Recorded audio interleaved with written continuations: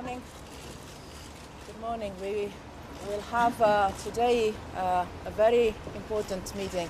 First of all, jointly foreign and defense ministers, just 1 year after the informal defense ministers in Bratislava, where we started discussing the strengthening of defense cooperation in the European Union. Today, we would be ready to launch the permanent structured cooperation and the European Defence Fund by the end of the year under the Estonian presidency.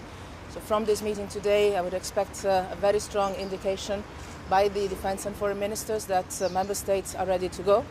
And from our side, we would be ready to prepare everything by the end of the Estonian presidency. So I would say that this is a major achievement in just 1 year. Last year, we were very far away from this. It seemed to be quite unrealistic, and I think we've done a remarkable European common work. With the defense ministers, and again, a very important input from the Estonian presidency, we will have an exercise on a cyber attack that will be part of the first ever joint exercise with NATO, between the European Union and NATO. NATO Secretary General Jens Stoltenberg is here with us and will be invited to join. We will also have a very important discussion with the defense ministers on how to strengthen the European Union contribution to the security in the Sahel and in the Horn of Africa, which is a key strategic objective also for the European security.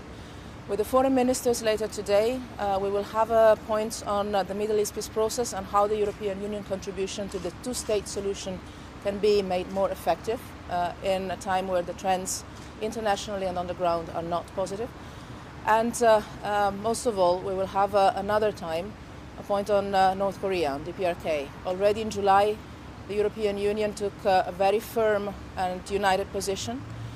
Today, we are facing a different level of threat that is clearly a threat to global peace and security and to the entire non-proliferation regime.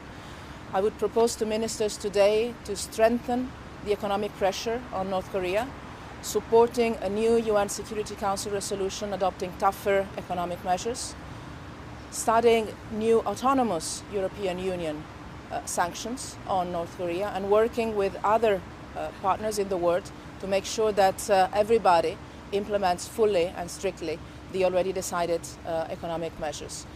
Our European line is very clear on this: more economic pressure, more diplomatic pressure, unity with the regional and international partners we have. I discussed this with the ministers of Republic of Korea and Japan, and obviously with the IEA and the CTBTO just a couple of days ago.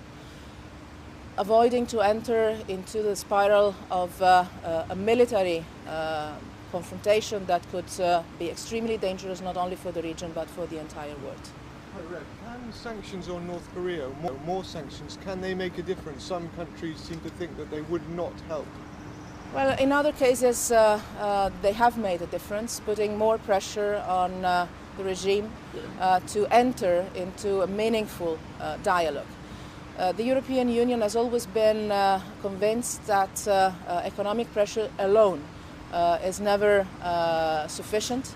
That is why, from our side, we've always offered our regional, international partners, the international community, and even the DPRK, the path of dialogue, credible, meaningful, for the denuclearization of the peninsula, that we believe should happen in peaceful manner through dialogue and diplomatic means. And we believe that more economic pressure in this respect, more diplomatic pressure in this respect, could make a difference. In any case, it has to be pursued because, again, other alternatives in our view are and could be extremely dangerous, especially when in front of you have an interlocutor that might act quite irrationally, as we have already seen. So this is going to be the kind of proposal I will put forward to the ministers. Don't expect from today a formal decision. As you know, this is an informal meeting.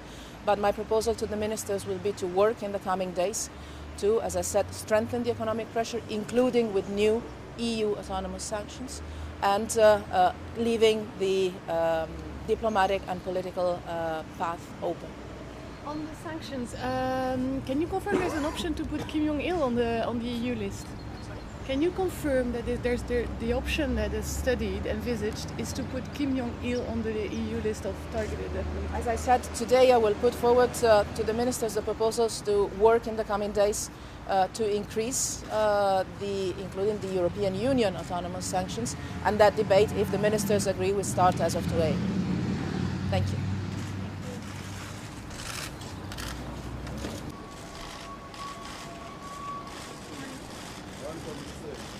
Jetzt bin ich ehrlich, Herr Robert.